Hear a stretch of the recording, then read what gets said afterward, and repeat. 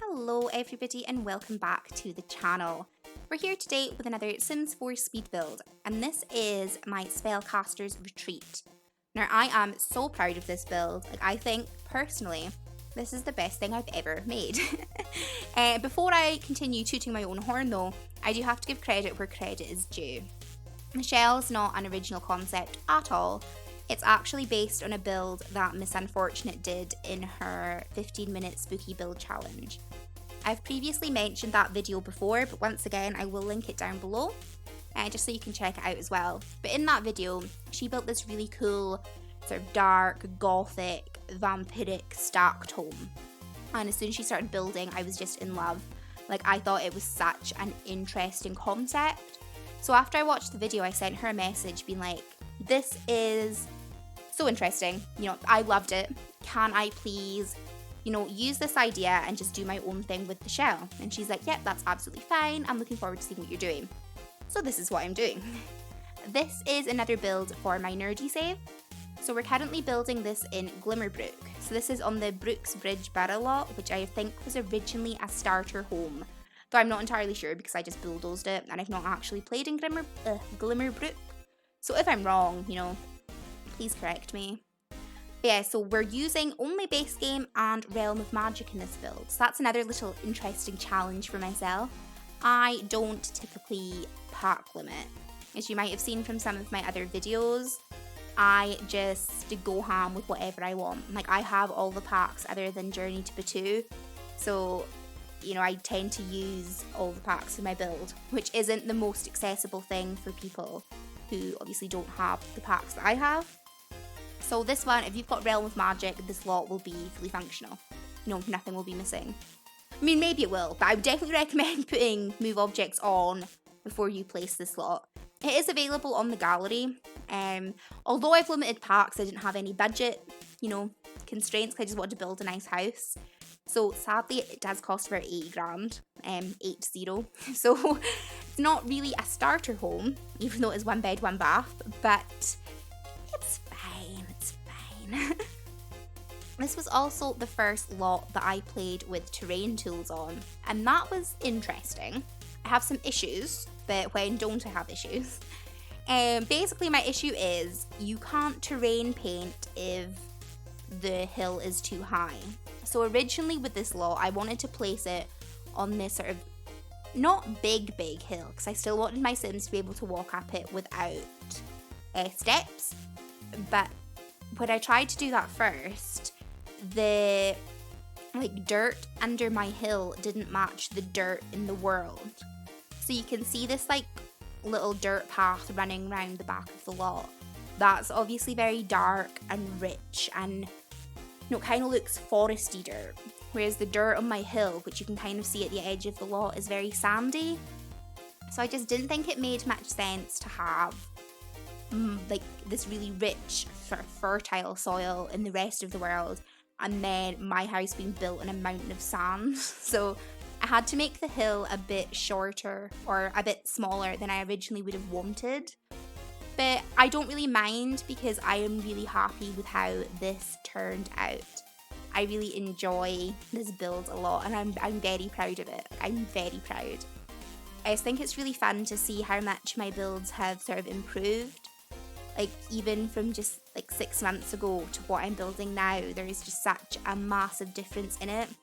And I do just have to say a massive thank you to my fellow simmers in the community, because it's them that inspire me. As I was saying in my builders mashup, I had a lot of fun building with Realm of Magic, and that was kind of out of my comfort zone because I tend to build with my favourite items and don't really spread out and explore new ones. And Erin with a Y, who is the person that hosted that, she was saying to me that a really good tip for sort of getting out of your comfort zone is to just pick a couple of packs and build with them, and just to see all the different things you can make using items that you wouldn't normally use. So that's what I did here. I maybe should have picked something other than Realm of Magic, because I did use a lot of that in that witchy bedroom, but I really enjoy this pack, so I had fun with it. I've been thinking of maybe building like a vampire home because that's a pack I've not really used a lot. I was actually looking at Daddy Vlad's castle, but it's a really big lot. I'm pretty sure it's like 4 floors and there's a basement. So that one's quite an intimidating one for me to make over at the moment. But maybe one day, maybe one day.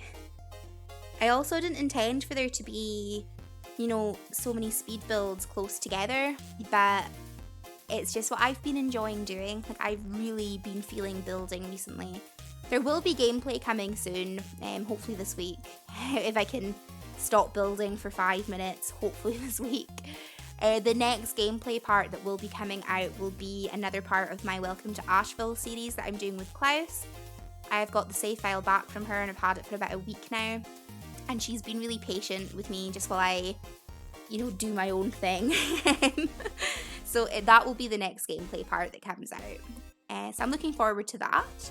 Also, you may have noticed a little skip and I'm just in decorating the house. I have done all the landscaping.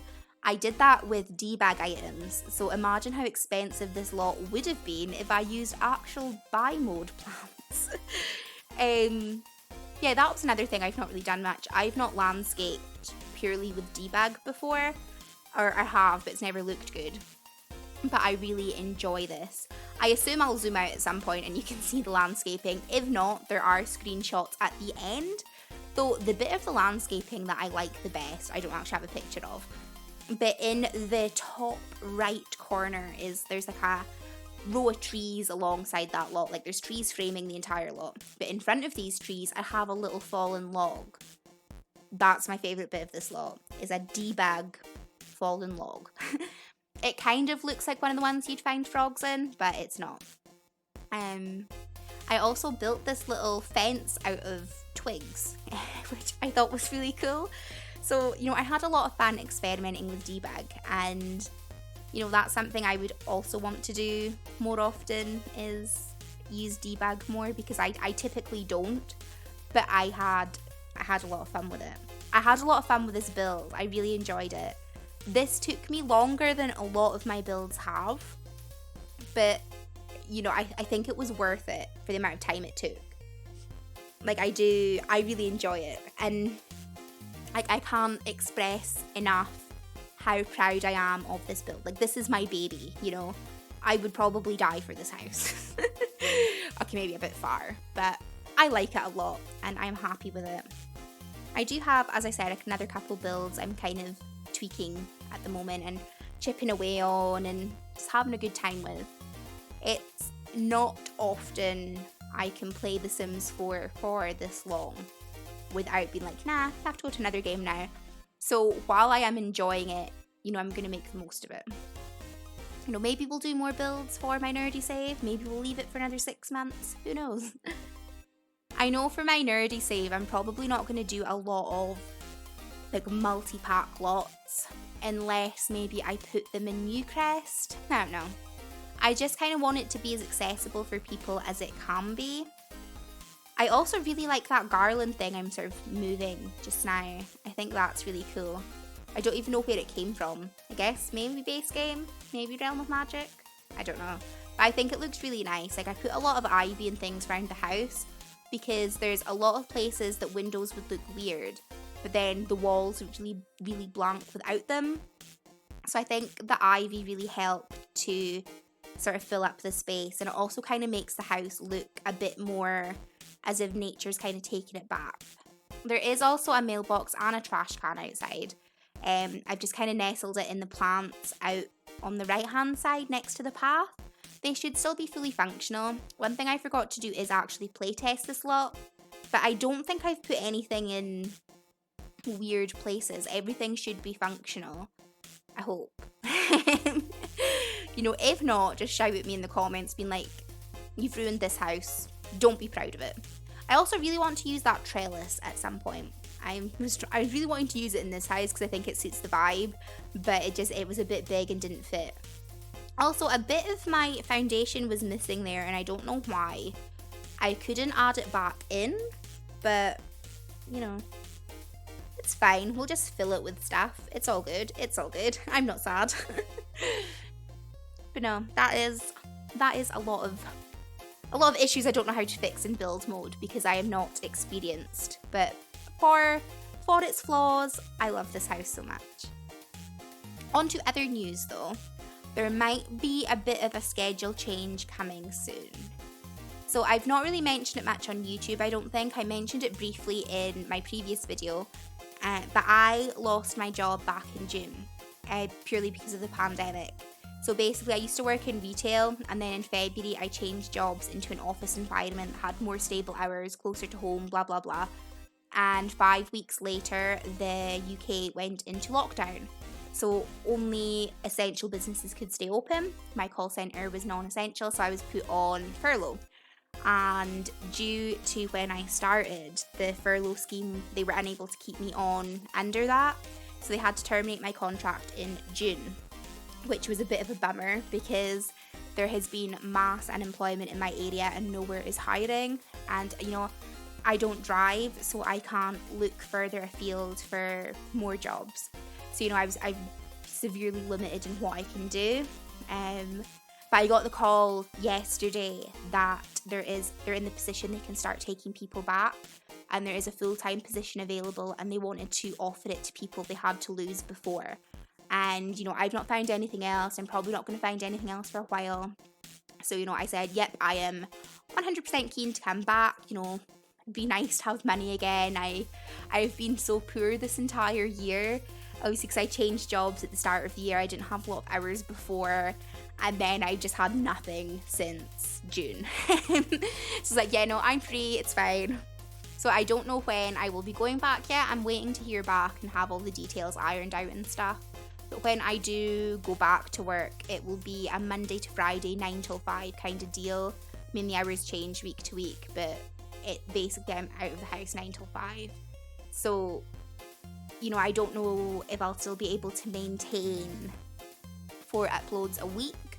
So everything's kind of up in the air just now, and I won't really know what the schedule is going to be like until I kind of settle in to work again. Because obviously I've done all my videos and things when I was unemployed and had nothing else to do. So I have all the time in the world to dedicate to making my videos and things. Whereas, you know, my time is going to be mostly split at work, like mostly spent at work.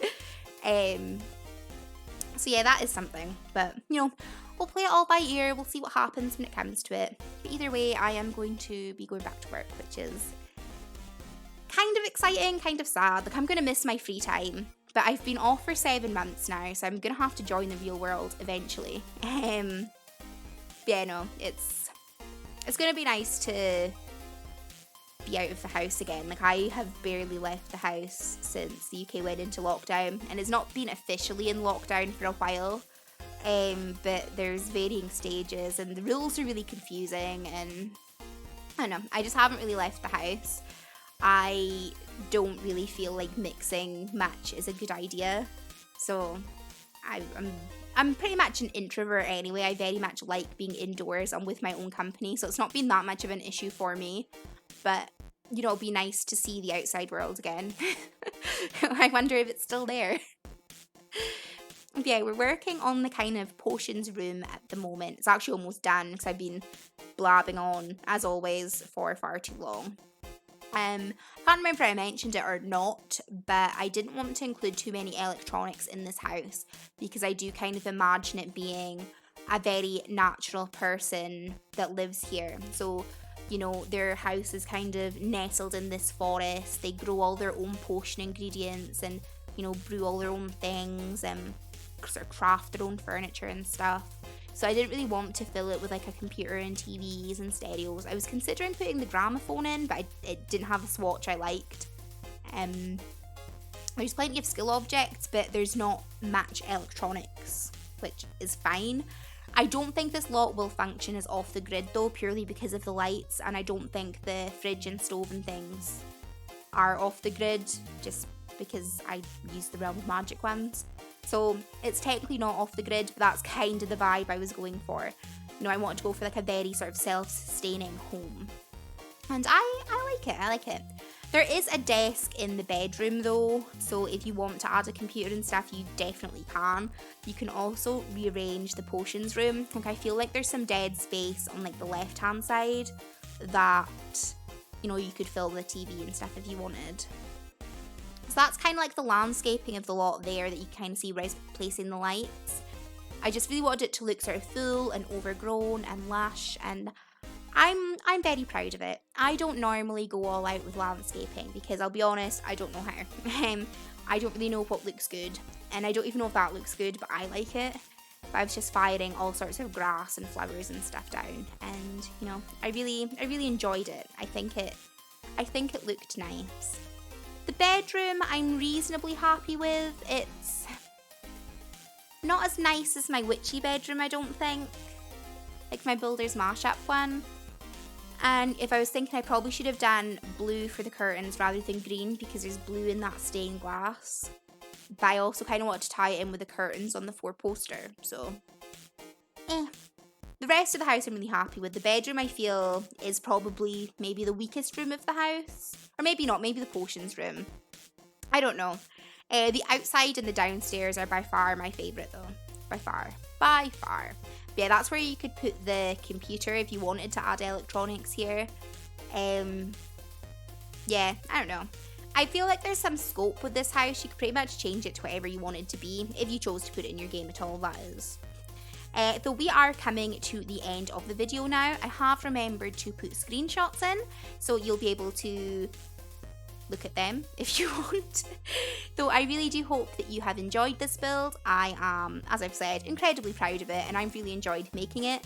So, you know, I hope you have enjoyed watching. I hope you like it. If you have any comments or suggestions, please leave them down below. I always love hearing from you. And if you have enjoyed it, please consider liking and subscribing. It would mean so much to me and would be super helpful, so I would appreciate that. So thank you guys so much for watching, and I will see you in the very next video. Bye!